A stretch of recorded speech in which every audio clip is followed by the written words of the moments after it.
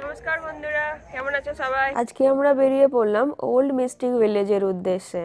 একদমই গ্রামের আদলে তৈরি পাথরের পথ, ঘাট, বাগান এবং চারদিকে প্রচুর কেনাকাটা করার জায়গা। চারপাশে প্রচুর ছোট ছোট দোকান আছে, যে কোনো দোকানে গিয়ে আমরা ঘুরে ঘুরে এখন দেখছি প্রচুর গিফটস পাওয়া যাচ্ছে, প্রচুর খাবারের দোকান, চকলেটের দোকান, হানির দোকান, মানে অসাধারণ সুন্দর।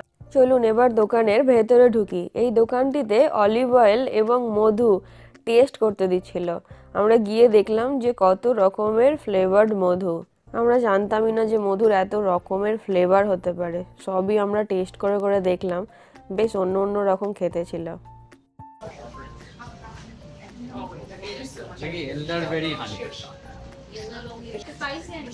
খুবই মনোরম একটা জায়গা, অনেক ধরনের জিনিসপত্র পাওয়া যাচ্ছিল, আবার কিছু কিছু দোকানের ভেতরে লাইভ পারফরমেন্সও হচ্ছিল।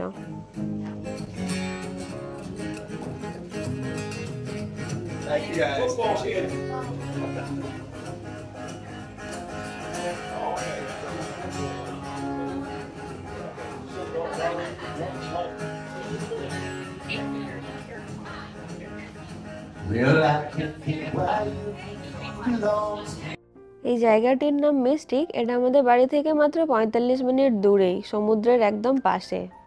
এখানে আশেপাশে কিন্তু আরো অনেক কিছু জায়গা দেখার আছে, যেগুলো আমরা আসবো পরে আবার। প্রচুর হস্তনির্মিত কারুকাজ দেখলাম। এ দেখুন, গেম অফ থ্রোনস এর আদলে তৈরি বিভিন্ন জিনিসপত্র। এগুলো কিন্তু বেশ ভারী এবং বেশ দামিও। Hungary, Guatemala, France, Pakistan, Mexico. অনেক মিনিয়েচার পাওয়া যাচ্ছিল এবং দারুণ সুন্দর সুন্দর, কাউকে গিফট দেওয়ার জন্য কিন্তু একদম পারফেক্ট।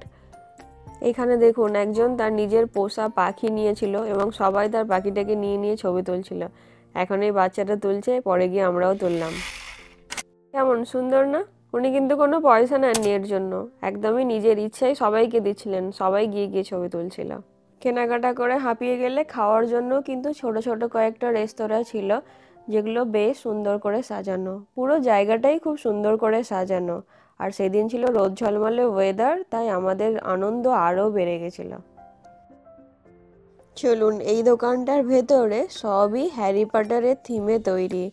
হ্যারি পটারের যদি সবকটা মুভিজ আপনি দেখে থাকেন, তাহলে কিন্তু আপনি এখানে এসে খুব মজা পাবেন।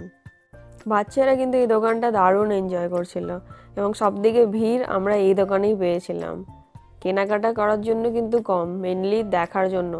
এত সুন্দর করে সাজানো হ্যারি পটারের জিনিসপত্র দিয়ে, একদম দর্শনীয় স্থান। দেখুন, চিনতে পারছেন কি?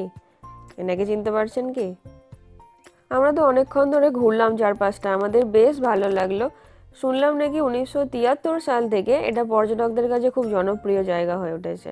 এবার একটু ওয়াটারমেলন লেমনেড ট্রাই করা যাক। খেয়ে বলো কেমন হয়েছে।